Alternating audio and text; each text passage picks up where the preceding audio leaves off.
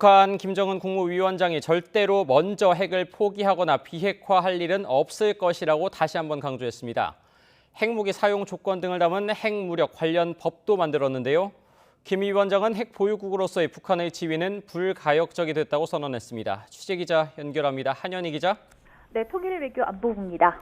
네, 북한 핵무력 관련 법까지 제정하면서 비핵화 협상 절대 없을 것이다 이렇게 강조를 했다고요.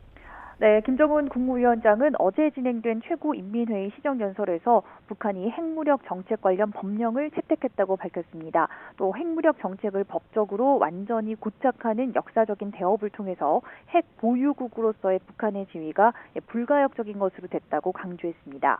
만약 북한의 핵 정책을 바꾸려면 세상이 변해야 하고 한반도의 정치, 군사적 환경이 변해야 한다며 비핵화 협상 불가 입장을 분명히 했는데요. 직접 들어보시겠습니다.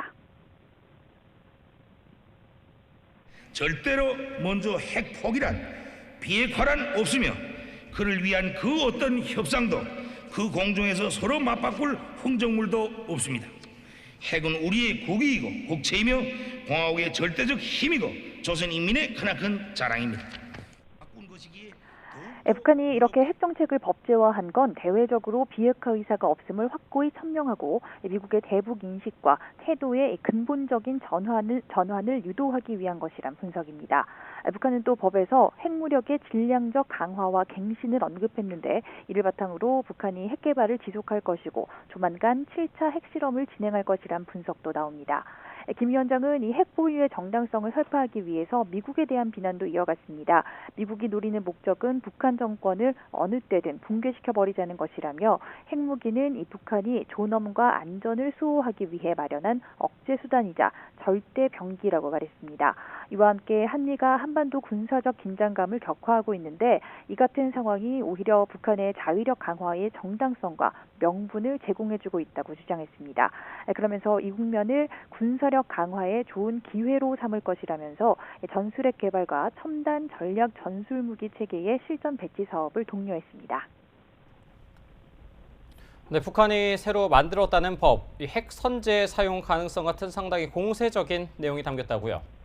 네, 북한은 별도 기사를 통해서 이번에 채택된 법령의 11개 상세 조항을 공개했습니다. 북한은 먼저 이 핵무력에 대한 지휘 통제 조항을 통해서 김정은 국무위원장의 절대적인 권한을 명시했습니다. 그러면서 김 위원장 등 지휘부가 위험에 처하는 경우 사전에 결정된 작전 방안에 따라서 도발 원점과 지휘부를 괴멸시키기 위한 핵 타격이 자동적으로 즉시에 단행된다고 강조했습니다.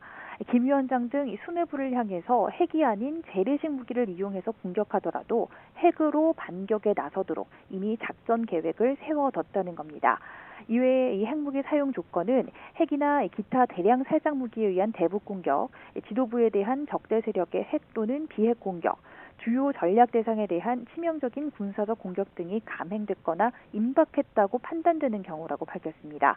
여기서 중요한 것이 임박이라는 말인데 실제 공격이 없더라도 북한 스스로 곧 이루어지리라고 판단하기만 해도 선제적으로 핵을 쓸 수 있다는 의미로 보입니다. 이와 함께 이 전쟁 장기화를 막고 주도권을 장악하기 위해 불가피한 경우 등도 사용 조건에 포함됐는데 사실상 북한이 필요하다고 판단하는 경우에 핵을 쓸 수 있다라는 의미로 분석됩니다. 또 핵무기 사용 원칙에서는 비핵 국가들이 다른 핵무기 보유국과 야합해서 공격에 가담하지 않는 한 핵무기를 사용하지 않는다고도 했는데 이는 남한을 겨냥한 조항으로 풀이됩니다. 핵이 없는 남한이 미국과 함께 북한을 공격하는 행위에 가담하지 않는 한 남한을 핵무기로 위협하거나 핵무기를 사용하지 않을 것이라는 의미로도 볼 수 있지만 반대로 미국과 연합 방위 체제를 이루고 있는 만큼 핵 사용 대상이 될 수도 있다는 의미로도 볼 수 있다는 분석입니다. 지금까지 통일외교안보부에서 전해드렸습니다.